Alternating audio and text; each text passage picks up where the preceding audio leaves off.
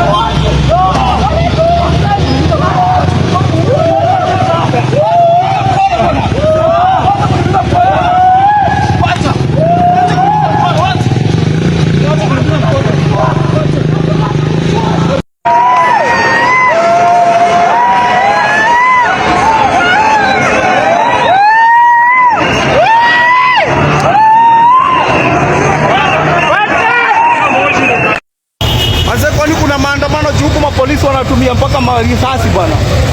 Naona wameanza kupiga marisasi. Ama pia wao wanafurahia tukiandamana. Washafunga barabara, manzi hata hii maandamano ishe bwana. Tutai hustle nini? Sasa hiyo kuona tupeleka mbio na marive. Gedhorai washafunga barabara, hakuna kwenda mahali.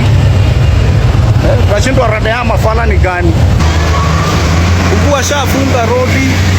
Na hatuandamani, Gedhorai tuko peaceful. Sasa hiyo wanasema hakuna kazi.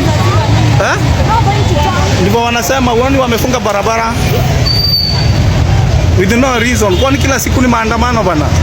Sasa hii gari zinakuja zikifika roundabout baada haziende na tao, wanazirudisha na Thika, zinapiga tu roundabout. Unaona haziwezi pita. Na wanatupa matia gas. So wanataka tuende home. Tunaenda home wapi? Dawa.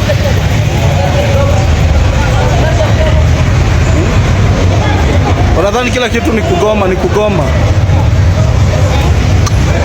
Inao imekuwa zaidi. Hakuna kitu tunaweza do sasa hivi. Waliamka kufunga barabara saa 10. Nani aliwaambia kuna maandamano? Pia mapolisi wana nice. Ndio wale huko washafunga road. Hakuna kwenda tao, hakuna kutoka. Sasa hivi wanatumia mabule tu, sasa hivi wameanza kuzishoot. Nauliza wa Kenya bana, si hata hii maandamano ishe pia. Tutai hustle lini sisi watu wa hand to mouth? Haona magari haziwezi enda, zinafika raunda zinarudishwa Thika. Hakuna kwenda na tao. Zikifika hapa raunda zinarudishwa. Zote ndio hizi. Zote. So tunafanya kazi gani? Man, hii ndio inakuwa too much bana. Kwani kila siku ni maandamano? Alafu ni nani wanaandamana juu hapa mapolisi mnafunga barabara ya nini? Wanapanga kutumaliza baba, wanapanga kutumaliza. Wanapanga kutumaliza. Wamepanga kutumaliza baba, wamepanga kutumaliza. Notification yetu iliwapatia the right direction. Tuko na notification ambayo inasema route yetu. Hatutaki maandamano. No.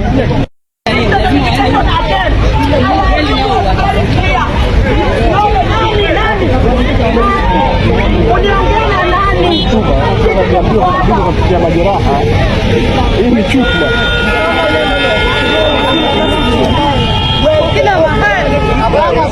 No,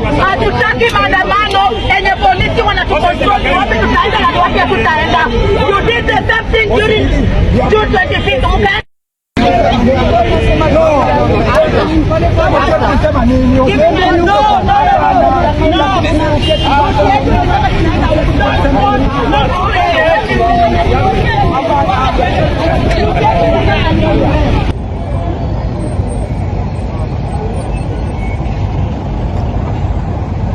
Operation.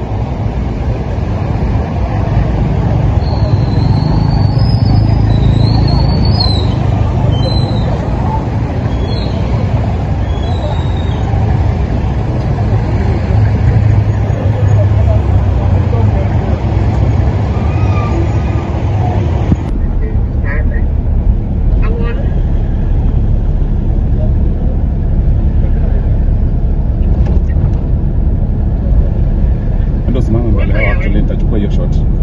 Simama.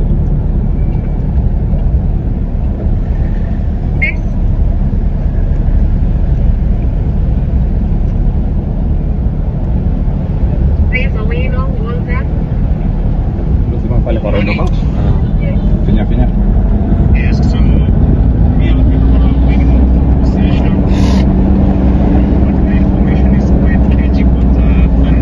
Lakini hapa katika bustani ya Jivanji unavyoona maafisa wa polisi wameweka tu doria, manake wale harakati walikuwa wametangaza kwamba watakuwa wanaanza maandamano yao kuanzia hapa katika bustani ya Jivanji kuelekea moja kwa moja hadi majengo ya bunge. Lakini kama hali ilivyo sasa ni kwamba watakuwa wanaruhusiwa kufanya hivyo, manake maafisa wa polisi wako wamewekwa ama wameshika doria kwa wingi hapa. Tunaona lori moja mle ambapo imejaa maafisa wa polisi wa kuweka tu usalama. Inamaanisha kwamba kongamano hilo la wanaharakati huenda likose kufanyika hapa, manake jana pia maafisa wa polisi walikuwa wametangaza kwamba hawakupokea notisi kutoka kwa waandamanaji au wanaharakati kwamba watakuwa wanafanya maandamano hapa. Kwa hivyo kwa sasa hali ni tulivu, hatujashuhudia yeyote ambaye akona nia ya kufanya maandamano, na pia unavyoona jiji la Nairobi kila kitu shwari, lakini sio kama vile ambavyo huwa ni kawaida ya siku ya wiki, manake shughuli huwa ni tele mno. Magari yanakuanga yamejaa katika barabara hii ya Moi Avenue, labda msongamano wa magari huwa tunashuhudia wakati kama huu, lakini hali ilivyo sasa ni kwamba harakati ni ama shughuli si tele vile, na pia tumeshuhudia kwamba baadhi ama wengi wa wafanyi biashara hawajafungua maduka yao kuendelea na biashara zao kwa kuhofia tu kwamba labda hali ama maji yanaweza kuzidi unga kama inavyoshuhudiwa katika kila maandamano ama wakati wa maandamano. Kwa hivyo mashirima tutazidi tukupiga kambi hapa tuweze kujua kama watakuwa wamebadilisha maeneo ambayo watakuwa wanaanzia kufanya maandamano yao kuelekea katika majengo ya bunge, na pia kama kumbukumbu tu ya wale ambao walipoteza maisha wakati wa maandamano ya Sabasaba ya mwaka uliopita. Mashirima. Maandamano ya kuadhimisha Sabasaba yaliyopangwa kufanyika leo Julai 7 mwaka 2026 yameonekana kutokuwa na mwitikio mkubwa katika maeneo mengi nchini, huku shughuli za kila siku zikiendelea kama kawaida katika sehemu mbalimbali. Hata hivyo, baadhi ya mashirika ya kutetea haki za binadamu pamoja na wanaharakati wamejitokeza kufanya maandamano ya amani, wakisisitiza umuhimu wa kulinda haki za kikatiba na uhuru wa kujieleza. Mjini Mombasa, idadi ndogo ya waandamanaji ilishuhudiwa katika baadhi ya maeneo, huku biashara na shughuli nyingine zikiendelea bila usumbufu mkubwa. Waandamanaji hao walisisitiza kuwa maandamano yao yalikuwa ya amani na yalilenga kuenzi historia ya mapambano ya demokrasia nchini. Jijini Nairobi hali ilikuwa tofauti baada ya maafisa wa usalama kuweka vizuizi vya ukaguzi katika baadhi ya barabara kuu zinazoingia katikati mwa jiji hilo. Hatua hiyo ilichangia msongamano mkubwa wa magari na kuathiri kwa muda shughuli za usafiri. Maandamano ya Sabasaba huadhimishwa kila mwaka kuwakumbuka Wakenya waliojitokeza Julai 7 mwaka 1990 kudai kurejeshwa kwa demokrasia ya vyama vingi, utawala wa sheria na heshima kwa haki za binadamu. Maadhimisho ya mwaka huu yanafanyika miaka 36 tangu maandamano hayo ya kihistoria yaliyoongozwa na viongozi mashuhuri akiwemo Kenneth Matiba, Charles Rubia, Jaramogi Oginga Odinga, Raila Odinga pamoja na James Orengo. Maandamano hayo yanasalia kuwa alama muhimu katika historia ya Kenya ya kupigania demokrasia, haki za binadamu na utawala wa kisheria.